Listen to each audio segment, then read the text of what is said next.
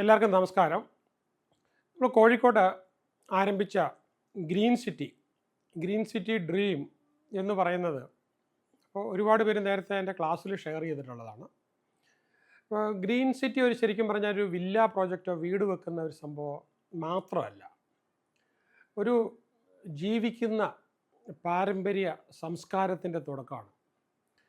അപ്പോൾ അവിടെ ഒരു വീട് വാങ്ങുക എന്നതിലൊക്കെ ഉപരി നമുക്കും നമ്മുടെ മക്കൾക്കും അവർക്കൊരു സുരക്ഷിതമായ ഭാവി സംസ്കാരമാണ് നമുക്കവിടെ. അത് നമ്മളെല്ലാവരും കൂടി ചേർന്ന് പണിയേണ്ട ഒന്നാണ്. ഒരു വീട് എന്നതിലൊക്കെ ഉപരി, വീടെന്ന് പറയുമ്പോൾ നമുക്ക് മേൽക്കൂരയും അതിൻ്റെ ചുറ്റുമതിലും ഒക്കെയാണ്. ഇത് നമ്മളൊരു സംസ്കാരം, ഒരു സമൂഹം, ഒരു സംരക്ഷിത മേഖല, പാരമ്പര്യം, വിശ്വാസം, ഭാവി, ഇതിൻ്റെ എല്ലാം കൂടെ ഒരു കൂട്ടായ്മയായിരിക്കണം. ഇപ്പോൾ നമുക്ക് തമിഴ്നാട്ടിലെ അല്ലെങ്കിൽ പോണ്ടിച്ചേരിയിലെ ഓറോവിൽ ഇതിനൊരു ഉദാഹരണമാണ്. അപ്പോൾ അതിൻ്റെ സ്ഥാപനം നടത്തിയത് സ്ഥാപികയായ മീറ അൽഫാസ ദ മദർ എന്നറിയപ്പെടുന്ന. അപ്പോൾ ഒരു നഗരം പണിയുകയല്ല ചെയ്തത്. അവരവിടെ ആയിരക്കണക്കിന് ആൾക്കാർക്ക് താമസിക്കാൻ പറ്റിയ ഒരു സംസ്കാരമാണ്, ലോകത്ത് സംസ്കാരമാണ് ഉണ്ടാക്കിയത്. അപ്പോൾ അവർ പറയാൻ ശ്രമിച്ചത് മനുഷ്യർ ഒരുമിച്ചാൽ ഭൂമിയെ നമുക്ക് സ്വർഗമാക്കാം. അതുപോലെ തന്നെ അമേരിക്കയിലെ ദ വില്ലേജ്, അതിൻ്റെ സ്ഥാപകൻ ഹൊറാൾഡ് ഷോർട്സ്, അദ്ദേഹം ഒരു വലിയ വിഷണറി ആയിരുന്നു. അദ്ദേഹം പ്രായമായവർക്ക് വേണ്ടി ഒരു ലീവിങ് കമ്മ്യൂണിറ്റി സൃഷ്ടിച്ചു. അപ്പം ആയിരങ്ങൾ ഭയമില്ലാതെ സന്തോഷത്തോടു കൂടി ജീവിക്കുന്ന, ഫുള്ളി എൻഗേജ്ഡ് ആയിട്ട്. അപ്പോൾ അദ്ദേഹത്തിൻ്റെ ഒരു ഇതിൽ പറയുമ്പോൾ അദ്ദേഹം പറഞ്ഞത് ഏറ്റവും വലിയ പ്രായമാകുമ്പോൾ വരുന്ന ഒരു ഒറ്റപ്പെടലാണ്. അപ്പോൾ ആ ഒറ്റപ്പെടൽ ഇല്ലാതെ ജീവിക്കാൻ പറ്റിയ, ഇപ്പോൾ കോഴിക്കോട് നമ്മൾ അതും കൂടിയാണ് കാണുന്നത്. അപ്പോൾ ഞാൻ ഈ വിഷൻ കൊണ്ടുവരുമ്പോൾ ഇതെല്ലാം കൂടെ ഉൾപ്പെടെയാണ് ലോകത്തിലുള്ള ഇങ്ങനത്തെ ടൗൺഷിപ്പുകളെക്കുറിച്ച് എല്ലാം ഒരു പഠനം നടത്തിയിട്ട് ഒരു ലെഗസി മോഡൽ നമുക്ക് എക്കാലവും. അപ്പം ഞാനൊരു ബിൽഡറല്ല, ഞാനൊരു വിഷണറിയാണ്. ഞാനൊരു വില്ല പ്രോജക്റ്റ് അല്ല ആരംഭിക്കുന്നത്. ജീവിക്കുന്ന ഒരു സമ്പത്ത്, ഒരു സംരക്ഷണ വ്യവസ്ഥയാണ്. കാരണം അവിടെ വീട് മാത്രമല്ല, നമുക്ക് അതിനോട് ചേർന്ന് നമുക്ക് റിസോർട്ടുകളുണ്ട്. ആ റിസോർട്ടുകളിൽ നിന്ന്, ഓരോ കോട്ടേജുകളിൽ നിന്ന് നമുക്ക് ജീവിക്കാനുള്ള പൈസ. അതിനകത്തൊരു എക്സാമ്പിൾ പറയുകയാണെങ്കിൽ, നമ്മളൊരു കേരളത്തിലൊരു വീട് കേരളത്തിൽ എവിടെയാണെങ്കിലും കെട്ടിയിട്ട് നമ്മൾ വാടകയ്ക്ക് കൊടുത്താൽ നമുക്കൊരു 50,000 അതിനകത്തൊരു വാടക കിട്ടുള്ളൂ. പക്ഷേ നമ്മളൊരു റിസോർട്ടാണെങ്കിൽ 6,000 റുപ്പീസ് മിനിമം ചാർജ് ചെയ്താൽ പോലും 30 ദിവസം എന്ന് പറഞ്ഞു കഴിഞ്ഞാൽ 1,80,000 കിട്ടും. അപ്പോൾ ഒരു 2 വീട് വാടകയ്ക്ക് കൊടുത്താൽ കിട്ടുന്ന കഴിഞ്ഞും, അല്ലെങ്കിൽ 3 വീട് വാടകയ്ക്ക് കൊടുത്താൽ കിട്ടുന്ന കഴിഞ്ഞും കൂടുതലാണ്. പക്ഷേ ഒരു കോട്ടേജിൻ്റെ ചിലവെന്ന് പറഞ്ഞാൽ 30,000 to 40,000 എങ്ങനെ നിൽക്കും പണിതാലും നമുക്ക് അത്രേ വരുന്നുള്ളൂ. അപ്പോൾ ഇവിടെ നമ്മളൊരു കാടിനെക്കുറിച്ച് ചിന്തിക്കുമ്പോൾ ശരിക്കും പറഞ്ഞാൽ ഒരു മരം കൊണ്ട് ഒരിക്കലും ഒരു കാടാവില്ല. അപ്പോൾ കാറ്റ് പിടിച്ചു കഴിഞ്ഞാൽ മരം വീഴും.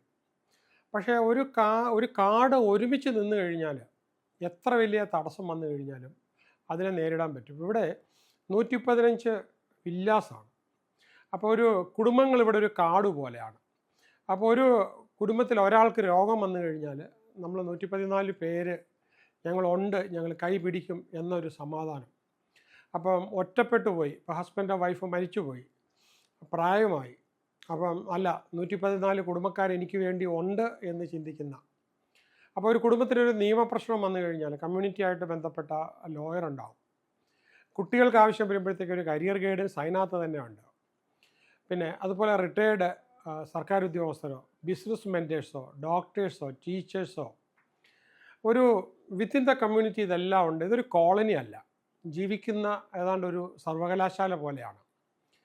സ്കോട്ട്ലൻഡിൽ ഇതുപോലെ ഈ ഫൈൻ ഹോൺ എന്ന് പറഞ്ഞ ഒരു കമ്മ്യൂണിറ്റി ഉണ്ട്. പീറ്റർ കാടി എന്ന് പറഞ്ഞ പ്രകൃതിയോട് ചേർന്ന് എങ്ങനെ ജീവിക്കണം. അപ്പോൾ ഇവിടെ അതുകൊണ്ട് നമ്മൾ അതിൽ നിന്ന് ഒരു പിടി മണ്ണ് പോലും എടുത്ത് പുറത്ത് കൊണ്ടുപോയിട്ടില്ല. പ്രകൃതിയായിട്ട് എങ്ങനെ ചേർന്ന് ജീവിക്കാം.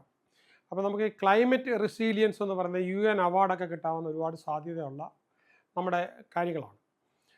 അതേപോലെ തന്നെ ഇവിടെ നമ്മൾ അപ്പോൾ ഒരു ഇക്കോളജിയും അതുപോലെ തന്നെ ഇക്കോണമിയും ആർക്കിടെക്ചറും ചേരുന്നതാണ്. അപ്പോൾ ഇവിടെ കോമൺ ലാൻഡ് ഉപയോഗിക്കുന്നതുകൊണ്ട് വേസ്റ്റ് നമുക്ക് തീരെയില്ല. അപ്പോൾ ഇതിനകത്തോട്ട് വന്ന് നോക്കിയാൽ മതി. കഴിഞ്ഞ 4-5 വർഷമായിട്ട് നമ്മൾ ചെയ്തേക്കുന്ന മാങ്ങ, പ്ലാവുകൾ, റംബൂട്ടാൻ, അവക്കാഡോ, മാങ്കോസ്റ്റിൻ ഇങ്ങനെയുള്ള ചെടികളെല്ലാം വെച്ച് അതെല്ലാം വളർന്ന് അപ്പോൾ നല്ലപോലെ ഓപ്പൺ സ്പേസൊക്കെ ക്രിയേറ്റ് ചെയ്ത് ഒരു ഇൻകം ഏണിങ് ഫോറസ്റ്റ് ആയിട്ടാണ്. അപ്പോൾ ഇവിടെ നിങ്ങൾ ചിന്തിക്കുന്നത് ഞാൻ ഇനി അങ്ങോട്ടുള്ള കാലത്ത് ഒരു ഹോം സെല്ലറായിട്ട് ചിന്തിക്കരുത്. I'm not a seller. ഞാനിവിടെ ഒരു വിഷണറിയാണ്. I'm not an entrepreneur. ഞാനിവിടെ ഒരു വിഷണറിയാണ്. അപ്പോൾ ഞാനൊരു വിഷനാണ് തരുന്നത്. ഇപ്പോൾ പിന്നെ അമേരിക്കയിലൊരു ട്വിൻ ഓക്സ് എന്ന് പറയുന്ന ഇതുപോലൊരു സിറ്റി ഉണ്ട്. അപ്പോൾ അതിനകത്ത് കാറ്റ് കിൻഗ്സ്, അപ്പോൾ അത് പങ്കുവെക്കുന്ന ഒരു സമ്പത്യ വ്യവസ്ഥ, അതിനകത്തും നമുക്ക് ജീവിക്കാനുള്ള ഇൻകം കൂടെ വരണം. അപ്പോൾ ഗ്രീൻ സിറ്റിയിൽ നമുക്ക് അതിൽ കൂടി തന്നെ ഇപ്പോൾ ഒരു ക്ലൗഡ് കിച്ചൺ, അവിടെയൊക്കെ എന്തായാലും നമുക്ക് ആഹാരം കഴിക്കണം. എന്നാൽ പിന്നെ ഒരു ക്ലൗഡ് കിച്ചണായി പുറത്തേക്ക് 1000 പേർക്ക് അവിടെ നിന്ന് ഫുഡ്, ഇന്നത്തെ സ്വിഗ്ഗിയൊക്കെ പോലുള്ള ആൾക്കാർ ഫുഡ് കളക്ട് ചെയ്യുന്ന മെക്കനൈസ്ഡ് ഇതുണ്ടെങ്കിൽ അപ്പോൾ അവിടെ നിന്നൊരു സ്ഥിരം ഇൻകം കൂടെ കിട്ടണം. ഓക്കെ, അതുപോലെ തന്നെ കുട്ടികൾക്കുള്ള കമ്മ്യൂണിറ്റി, അതുപോലെ തന്നെ ഡോക്ടർ ഉണ്ടെങ്കിൽ ഇൻസൈഡ് തന്നെ കൺസൾട്ടേഷൻസ് ഉണ്ട്. നമുക്ക് തന്നെ 24 hours നമ്മളെ വന്ന് നോക്കാൻ പറ്റിയ നേഴ്സിംഗ് കെയറും ഡോക്ടർ കെയറും പറ്റുന്നൊരു സാഹചര്യം ഉണ്ടാകണം. ഒരു ഇൻറ്റേർണൽ എക്കോണമി തന്നെ നമുക്ക്. അപ്പോൾ ഒരാൾ പുറത്താണ്, അയാളുടെ വീട് അയാൾ ഉപയോഗിക്കുന്നില്ല, അപ്പം അയാൾ തിരിച്ചു വരത്തേക്കും നമ്മുടെ കമ്മ്യൂണിറ്റിക്ക് അതൊരു ഗസ്റ്റ് ഹൗസ് പോലെ പുറത്തുനിന്ന് ആൾക്കാർക്ക്, എന്നാൽ അതിൻ്റെ വരുമാനം അയാൾക്ക് കൃത്യമായിട്ട് അയാൾക്ക് കിട്ടുകയും വേണം. അപ്പോൾ പിന്നെ ആ ഒരു ചോദ്യം എന്ന് വെച്ചാൽ എന്തിനാണ് ചെയർമാന് ലൈഫ് ടൈം? ഇപ്പോൾ ഈ വളരെ പ്രധാനപ്പെട്ട ലോകത്തിലെ ഒരുപാട് പ്രസ്ഥാനങ്ങൾക്ക് chairman lifetime with veto കൊടുക്കും. ഇപ്പോൾ മഹർഷി വേദിക് സിറ്റി എന്ന് പറയുന്നത് US-ലുണ്ട്, അയോവയിലുണ്ട്.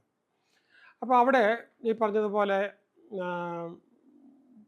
ലൈഫ് ടൈമാണ്. കൂടാതെ തന്നെ ചെയർമാന് വീറ്റോയും ഉണ്ട്. അതിൻ്റെ ദർശനം എന്താണെന്ന് ചോദിച്ചു കഴിഞ്ഞാൽ, പിന്നെ ഇപ്പോൾ ഈ ഫോർ എക്സാമ്പിൾ വേറെ പറയുവാണെങ്കിൽ ഈഷ ഫൗണ്ടേഷൻ കോയമ്പത്തൂർ ഏതാണ്ട് 150 ഏക്കർ ലാൻഡിലാണ്. ആദ്യം ജനങ്ങളുടെ ഒരുപാട് പ്രതിഷേധങ്ങളൊക്കെ അതിനോടുണ്ടായി. പക്ഷേ ഇന്ന് അത് എല്ലാവരും സെലിബ്രേറ്റ് ചെയ്യുകയാണ്. അപ്പോൾ കൃത്യമായിട്ടൊരു ഡയറക്ഷൻ, 1 വർഷം കൊണ്ട് 2 വർഷം കൊണ്ട് തീർന്നു പോകരുത്. ആ കപ്പലിനൊരു ക്യാപ്റ്റൻ വേണം. അപ്പം 1-2 വർഷത്തേക്കല്ല, കുറച്ച് കാലത്തേക്ക് അതൊരു സിസ്റ്റമായി മാറുന്ന വരത്തേക്കും. അതുകൊണ്ടാണ് ലൈഫ് വെച്ചിരിക്കുന്നത്. പക്ഷേ അതല്ല, അതിലും എന്നെ കഴിഞ്ഞും കുറച്ചുകൂടെ ബെറ്റർ വിഷണറി കിട്ടുവാണെങ്കിൽ ഞാൻ അവർക്ക് സൗകര്യം ഒരുക്കി മാറി നിൽക്കാനും സന്നദ്ധമാണ്. അപ്പോൾ ഒരു കറക്റ്റ് ഡയറക്ഷൻ ഉണ്ടാകണം. അപ്പോൾ വീറ്റോ പവർ എന്ന് വെച്ചാൽ പെട്ടെന്ന് ഈ പ്രോപ്പർട്ടി വാങ്ങിച്ച ഒരു പ്രത്യേക രാഷ്ട്രീയ പാർട്ടി ചേർന്ന ആൾക്കാർ, അപ്പോൾ CPM-ഓ കോൺഗ്രസ്സോ BJP ഒരു രാഷ്ട്രീയ പാർട്ടികൾ മൊത്തം ഇതിൻ്റെ ടേക്ക് ഓവർ ചെയ്യാൻ ഇടവരരുത്. അല്ലെങ്കിൽ അതിൻ്റെ ഇപ്പം നമുക്ക് സ്വർണം പോലെ അവിടെ വിലപ്പെട്ടതെന്ന് പറഞ്ഞു കഴിഞ്ഞാൽ ട്രസ്റ്റിൻ്റെ പേരിലുള്ള ലാൻഡുണ്ട്, 5 ഏക്കറുണ്ട്, 5 ഏക്കറിൻ്റെ മുകളിലുണ്ട്. ഇത് നമ്മൾ റോഡും മറ്റ് സൗകര്യങ്ങളും കഴിഞ്ഞാൽ പോലും നമുക്ക് 3 ഏക്കർ വരും. അതിൻ്റെ ഇന്നത്തെ ഒരു മിനിമം മാർക്കറ്റ് വാല്യൂ എന്ന് പറഞ്ഞാൽ 24 CR ആണ്. അപ്പോൾ അത് ഇങ്ങനെ ഇതിപ്പോൾ ആരെങ്കിലും ടേക്ക് ഓവർ ചെയ്തിട്ട് പെട്ടെന്ന് വിറ്റ് കളയുന്ന ഒരു സാഹചര്യമൊക്കെ ഉണ്ടാക്കാതെ ഇരിക്കണമെന്നുണ്ടെങ്കിലാണ് ഈ ചെയർമാനും വീറ്റോയും പറ്റുമൊക്കെ ആവശ്യമായിട്ട് വരുന്നത്. ഇതൊരു ലോക്കാണ്. അപ്പോൾ അത് ഈ പറഞ്ഞ പോലെ ഓറോവില് പോലെ, അല്ലെങ്കിൽ ഈശ പോലെ, അല്ലെങ്കിൽ നമുക്ക് ആർട്ട് ഓഫ് ലിവിങ്ങിൻ്റെ ഇതുപോലെ. അപ്പോൾ ഒരാവശ്യം വന്നു കഴിഞ്ഞാൽ അപ്പോൾ ഒരു ജനറേഷൻസിൻ്റെ റൈറ്റ് സംരക്ഷിക്കാനും അപ്പോൾ സിസ്റ്റത്തിനൊരു തകർച്ച ഉണ്ടാകാതെ കൊണ്ടുപോകാനായിട്ടും ഇപ്പോൾ ഇവിടെ നമുക്ക് പറയുകയാണെങ്കിൽ നമ്മൾ ആദ്യം ഇത് തുടങ്ങുന്നത് 66 ഷെയർ ഹോൾഡേഴ്സുമായിട്ടൊരു കമ്പനിയായിട്ടാണ്, റിയലൈൻ പ്രോപ്പർട്ടീസ് പ്രൈവറ്റ് ലിമിറ്റഡ് എന്ന് പറഞ്ഞിട്ട്.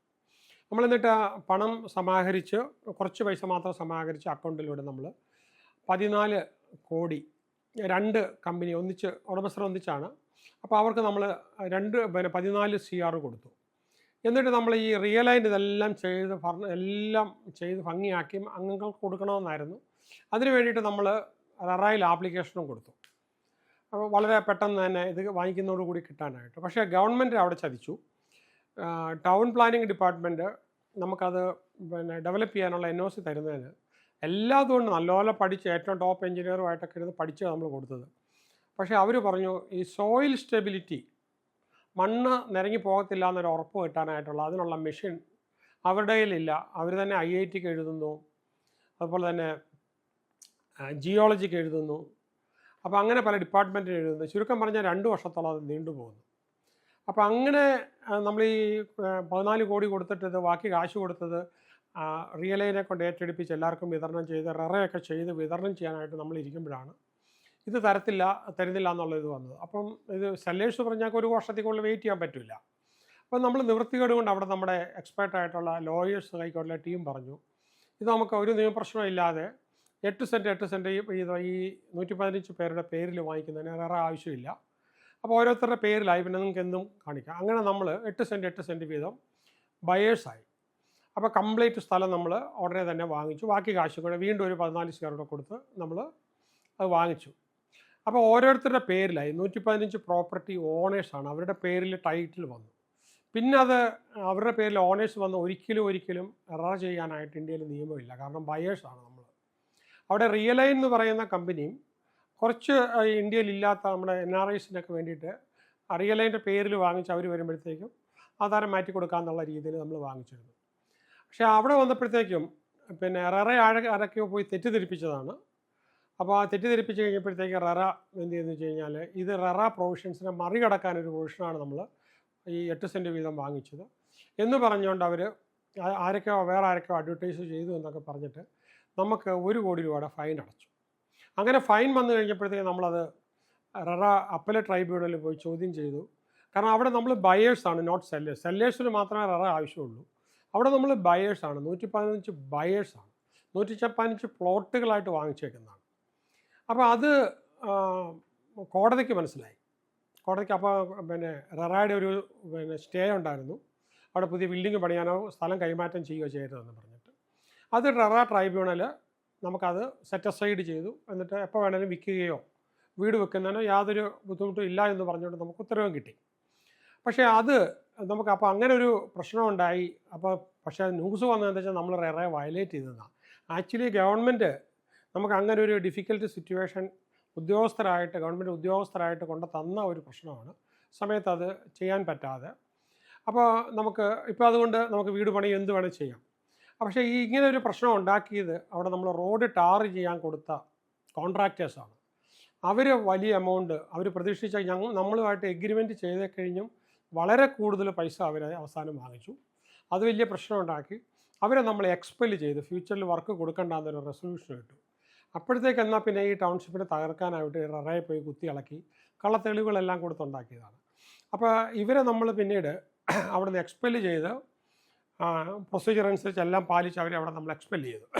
അതോടുകൂടി അവിടുത്തെ ആ പ്രശ്നം തീർന്നു. ഇപ്പം സുരക്ഷിതമായി. എന്നാലും ചില ആൾക്കാർക്ക് ഇനി എന്തെങ്കിലും ഉണ്ടോ, അതിപ്പോൾ ഇതിൻ്റെ കണക്കുകളെല്ലാം അക്കൗണ്ടിൽ കൂടെ മാത്രമാണ് അങ്ങോട്ട് എടുത്തിട്ടുള്ളതും പുറത്തേക്ക് കൊടുത്തതും. വളരെ ട്രാൻസ്പെറൻ്റ് ആണ്, ഏത് കോടതിയിലും കൊടുക്കാനായിട്ടുള്ള വളരെ വ്യക്തമായിട്ടാണ്. അപ്പോൾ അതോടുകൂടി ആ പ്രശ്നം തീർന്നു. ഇനിയും പ്രശ്നങ്ങൾ വരാൻ ലോകത്തിലെ പ്രധാന ടൗൺഷിപ്പുകളിലൊക്കെ ഓരോ പ്രശ്നങ്ങൾ വന്നിട്ടുണ്ട്. അവരത് നല്ല ഭംഗിയായിട്ട് തന്നെ ഡീൽ ചെയ്തിട്ടുണ്ട്. അപ്പോൾ ഇനിയും നമുക്ക് ചാലഞ്ചസ് വരത്തില്ല എന്നൊന്നുമില്ല. പക്ഷേ മനസ്സിലാക്കേണ്ടത് ഞാനൊരു ആന്ത്രപ്രണർ അല്ല. ഇവിടെ വരുന്ന ആൾക്കാർ വേണം, അവർ വേണം നായകത്വം എടുത്ത് നയിക്കാനായിട്ട്. ദക്ഷിണ കൊറിയയിലെ ഈ ഒരു സോങ്ഡോ എന്ന് പറഞ്ഞ ഒരു ലേറ്റസ്റ്റ് ആയിട്ടുള്ളൊരു ടൗൺഷിപ്പുണ്ട്. അപ്പോൾ ലോകത്തിലെ ഏറ്റവും സ്മാർട്ട് ടൗൺഷിപ്പാണ്. ഗ്രീൻ സിറ്റി നമുക്ക് ആ ഒരു സിറ്റുവേഷൻ, ആ ഒരു ഗവർണൻസ് കൊണ്ടുവരാം, അതിൻ്റെ ട്രാൻസ്പെറൻസി കൊണ്ടുവരാം, എമർജൻസി ഫണ്ട് കൊണ്ടുവരാം, മെഡിക്കൽ സപ്പോർട്ട് കൊണ്ടുവരാം, സക്സഷൻ സിസ്റ്റം കൊണ്ടുവരാം, ലീഗൽ സപ്പോർട്ട് കൊണ്ടുവരാം, അതുപോലെ ഡിസ്പ്യൂട്ട് റെസൊല്യൂഷൻ കൊണ്ടുവരാം. അതുപോലെ തന്നെ അമേരിക്കയിലെ ബാബ്കോക്ക് എന്ന് പറഞ്ഞ ഒരു റാഞ്ചുണ്ട് ഇതുപോലെ. സ്ഥാപകൻ സിഡ്നി വാൽഹാംബ്. അദ്ദേഹത്തിൻ്റെ ഒരു ഈ മോശം ക്ലൈമറ്റ് വന്നാൽ റെസീലിയൻസി വരണം. ഭയങ്കര ചൂടുകളോ കലാമിറ്റിയൊക്കെ വന്നാൽ നമുക്കതിനെ അതിജീവിക്കാൻ പറ്റും. ആ രീതിയിലാണ് നമുക്ക് ഗ്രീൻ സിറ്റിയിൽ നമ്മളെ കൊണ്ട് കഴിയുന്നത്. ഏത് ഫ്ലഡ് വന്നാലും, ഏത് ഹെൽത്ത് എമർജൻസി വന്നാലും, ഏത് ഫൈനാൻഷ്യൽ ക്രൈസിസ് വന്നാലും ഒരു കുടുംബം ഒറ്റയ്ക്കാണെങ്കിൽ ഇവിടെ തളരാം. പക്ഷേ 115 കുടുംബങ്ങൾ ഒന്നിച്ചാകുമ്പോൾ ഒരു കോട്ട പോലെ അവിടെ നിൽക്കാനായിട്ട് പറ്റും.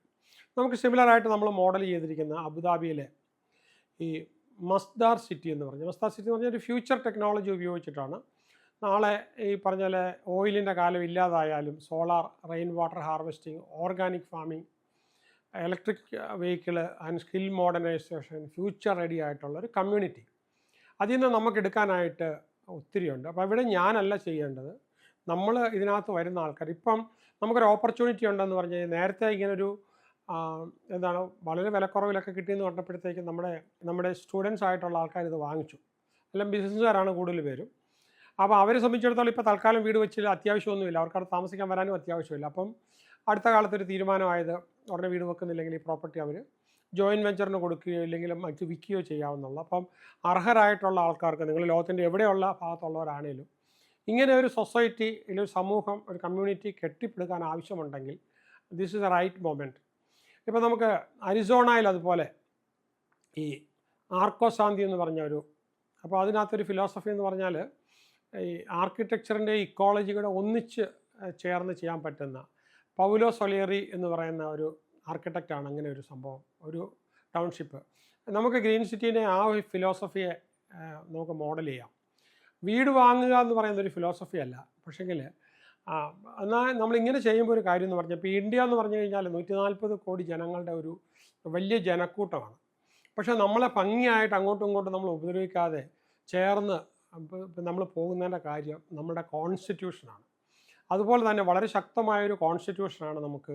ആരുടെയും ഖനിക്കുകയല്ല ചെയ്യുന്നത്, പക്ഷേ എല്ലാവരെയും അങ്ങോട്ടും ഇങ്ങോട്ടും അവരൊരു കോൺട്രിബ്യൂട്ട് ചെയ്ത്, എല്ലാവരും അങ്ങോട്ടും ഇങ്ങോട്ടും കോൺട്രിബ്യൂട്ട് ചെയ്ത് ഈ ടൗൺഷിപ്പിനെ വലുതാക്കാൻ പറ്റിയ ഒരു ഫിലോസഫിയിലാണ് നമ്മളുടെ ട്രസ്റ്റ് മറ്റും ഉണ്ടായിരിക്കുന്നത്.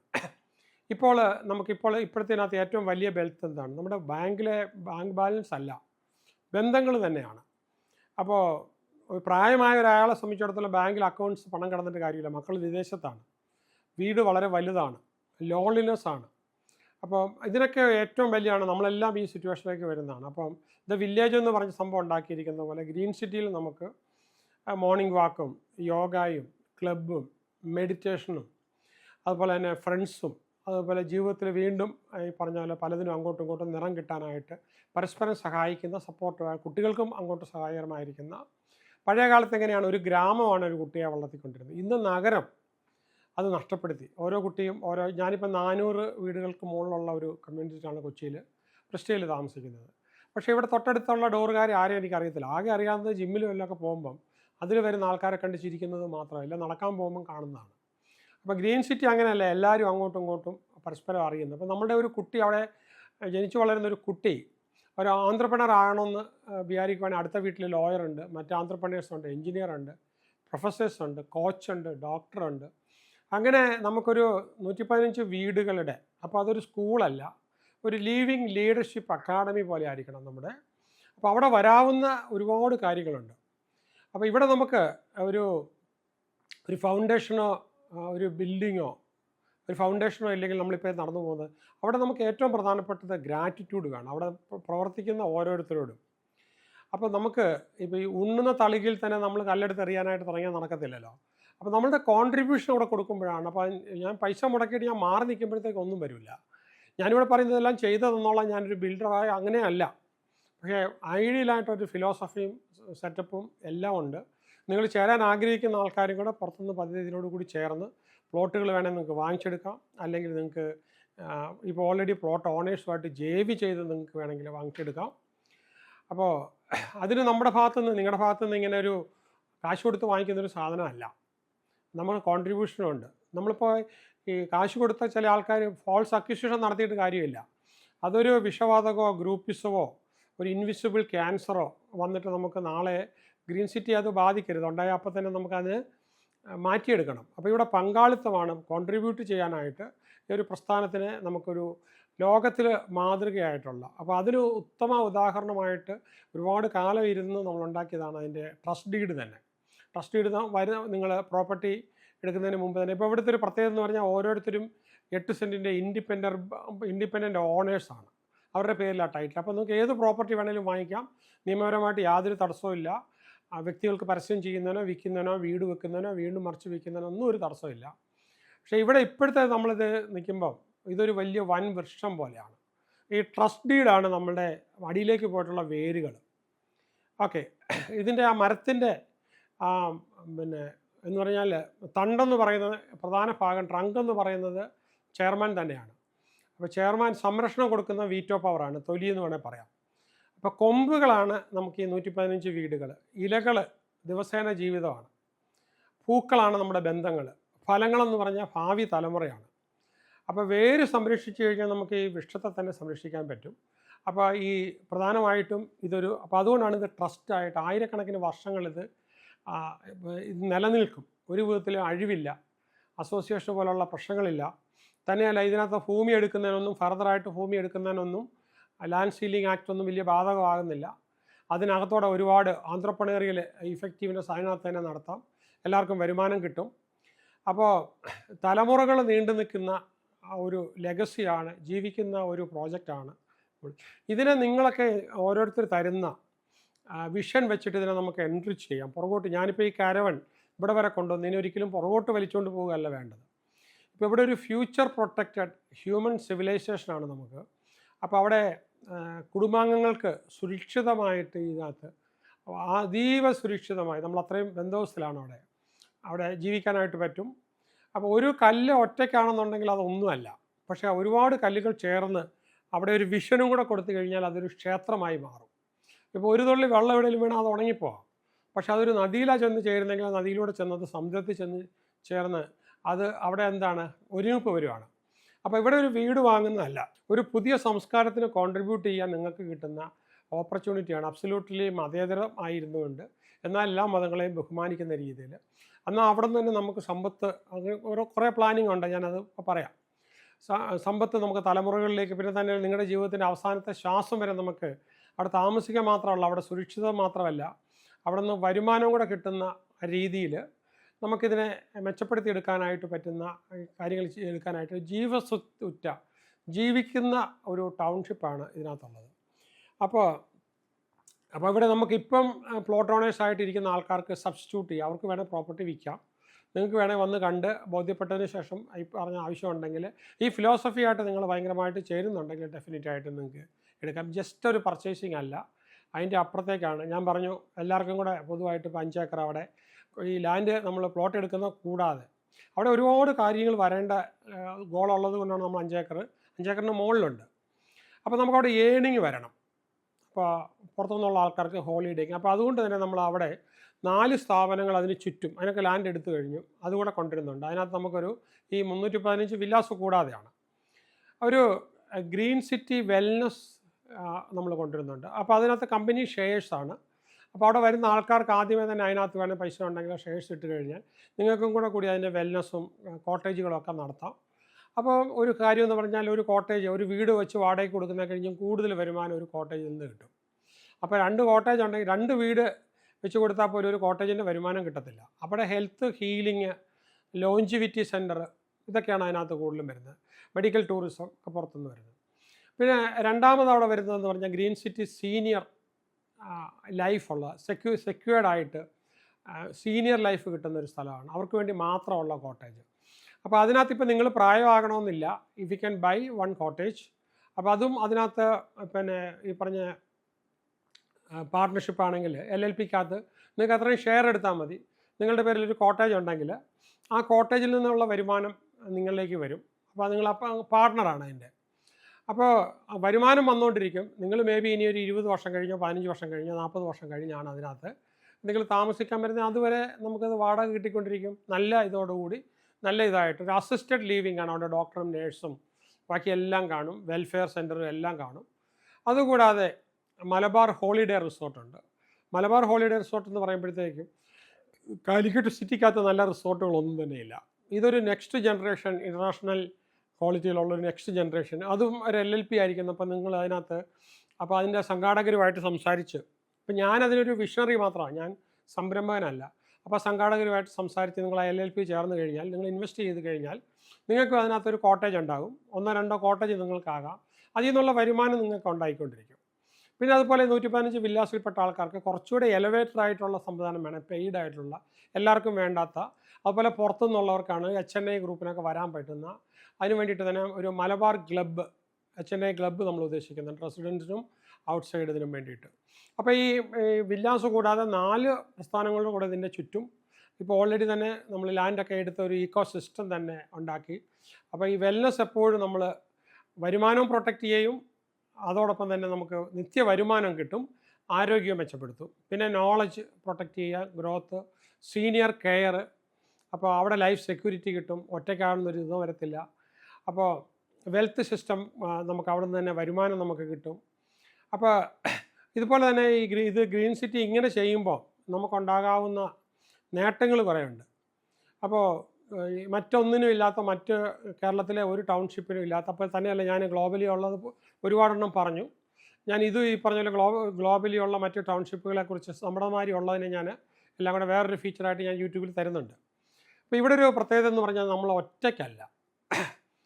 ഇപ്പോൾ വീട്ടിൽ ഓരോ ആൾക്കാർ പോയി നമ്മൾ ഒറ്റയ്ക്കായി പോയാൽ പോലും നമ്മൾ ഒറ്റയ്ക്കല്ല.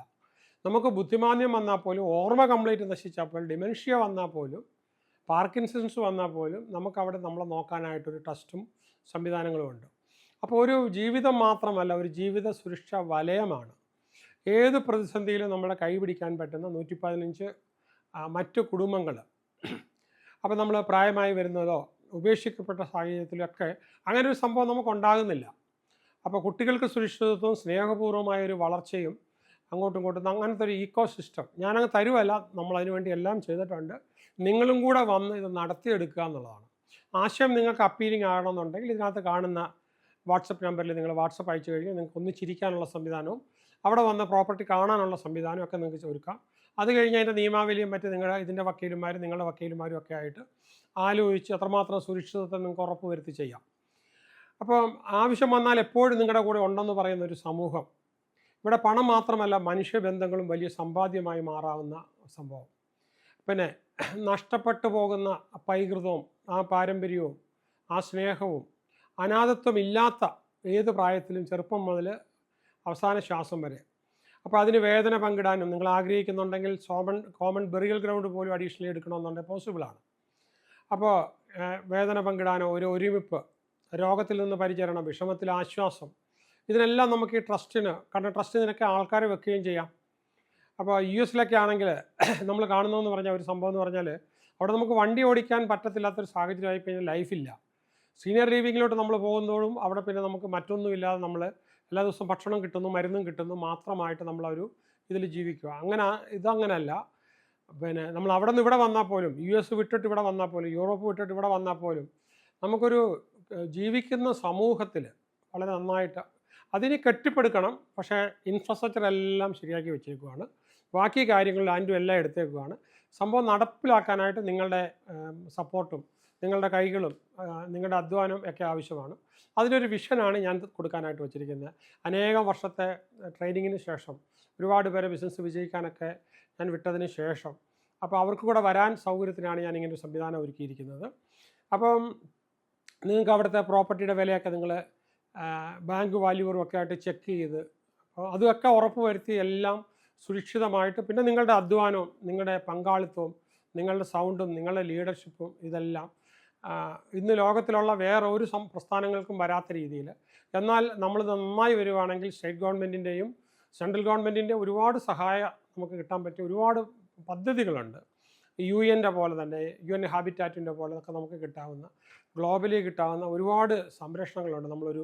പക്ഷേ ഇത് ആദ്യമേ തരുമല്ല, ഇത് കാണിച്ചു കൊടുത്ത് നമ്മൾ അങ്ങനെ ആയി കഴിയുമ്പോൾ. അപ്പോൾ അവിടെ പ്രായമായവർക്കും യുവാക്കൾക്കൊക്കെ ഒരുപോലെ മാന്യത, സ്വപ്നങ്ങൾ ഒറ്റയ്ക്ക് ചുമക്കേണ്ട ആവശ്യമില്ല, നമുക്ക് കമ്പൈൻഡായിട്ട് ചുമക്കാം. ജീവിത അവസാനം വരെ നമുക്ക് അംഗത്വവും അഭയവും സംരക്ഷണവും മറ്റുള്ളവർക്ക് സംരക്ഷണവും, മരണത്തിന് അപ്പുറം പോലും കുടുംബത്തിൻ്റെ സുരക്ഷിത, കുടുംബം ഒറ്റപ്പെട്ടു പോകത്തില്ല, ഭയത്തെ പേടിക്കേണ്ട, ആത്മവിശ്വാസം, തളരുന്ന സമൂഹമല്ല വളരുന്ന സമൂഹം.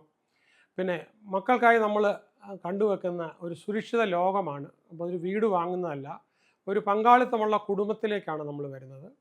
അപ്പോൾ അവിടെ ഒരു ഗ്രീൻ സിറ്റി എന്ന് പറയുമ്പോൾ മനുഷ്യന് മറക്കാനാകാത്ത അനുഭവങ്ങളുടെ ഒരു നഗരമായിട്ട് നമുക്ക് ഉണ്ടാക്കണം. ഞാൻ പറഞ്ഞു സ്റ്റേറ്റ്, സെൻട്രൽ, UN സപ്പോർട്ടുകളൊക്കെ നമ്മളെ കാത്തിരിക്കുന്നുണ്ട്. പക്ഷേ അതിന് മുമ്പ് ഇപ്പോഴാണ് നിങ്ങൾക്ക് ചേരാവുന്നത്. അപ്പം ലൈഫ് ലൈനുമായിട്ട് ബന്ധപ്പെട്ടവർ, ലൈഫ് ലൈനായിട്ട് യാതൊരു ബന്ധവും ഇല്ലെങ്കിലും നിങ്ങൾക്ക് ഈ ഒരു ഇതിൻ്റെ പൈതൃകം നിലനിർത്താനായിട്ട് ഒന്ന് കാണണമെന്നുണ്ടെങ്കിൽ കാണാനും ഇതിനെക്കുറിച്ച് മനസ്സിലാക്കാനും, അപ്പോൾ ഇതിലുള്ള നമ്പറിൽ നിങ്ങൾ ബന്ധപ്പെട്ട് കഴിഞ്ഞാൽ, ഇതൊരു സെയിൽസ് ഓപ്പർച്യൂണിറ്റി ഒന്നും അല്ല. കാരണം സെയിൽ നടത്തേണ്ട ഞാനല്ല, അവിടുത്തെ ഓരോ പ്രോപ്പർട്ടിയുടെയും 8 സെൻറ്റ് വീതമുള്ള പ്രോപ്പർട്ടി ഹോൾഡേഴ്സാണ്. അതുപോലെ തന്നെ ഇൻകം ഏണിങ്ങിനകത്ത് LLPകളായിട്ടാണ്. പക്ഷേ എല്ലാത്തിനും എൻ്റെ ഒരു ഡയറക്ഷനും എൻ്റെ ഒരു സംരക്ഷണവും എൻ്റെ ഒരു വിഷനും അപ്പോൾ അത് ഉണ്ടാകും. പെട്ടെന്ന് നശിപ്പിച്ച് കളയാതെ, ആരെങ്കിലും ടേക്ക് ഓവർ ചെയ്യാതെയോ പാർട്ടിക്കാരോ സമുദായങ്ങളോ ഒന്നും അങ്ങനെ ടേക്ക് ഓവർ ചെയ്യാതെ വളരെ നന്നായിട്ട് നൂറ്റാണ്ടുകൾ കൊണ്ടുപോകാൻ പറ്റുന്ന ഒരു വിഷൻ നടപ്പിലാക്കാനായിട്ട് ആവശ്യമാണ്. നിങ്ങൾക്കിത് ഉതകുമെന്ന് നിങ്ങൾക്ക് തോന്നുന്നുണ്ടെങ്കിൽ കൂടുതൽ സംസാരിക്കാനായിട്ടും ഒക്കെ ആയിട്ട് ഇന്ന് തന്നെ ഇതിലിടുക. ഞാനിതിൻ്റെ മീറ്റിംഗ് വരുമ്പോഴത്തേക്കും വിളിക്കാൻ ആവശ്യപ്പെടാം. We will meet, then you can visit the place. എന്നിട്ട് നിങ്ങൾക്ക് തീരുമാനം എടുക്കാം. All the best.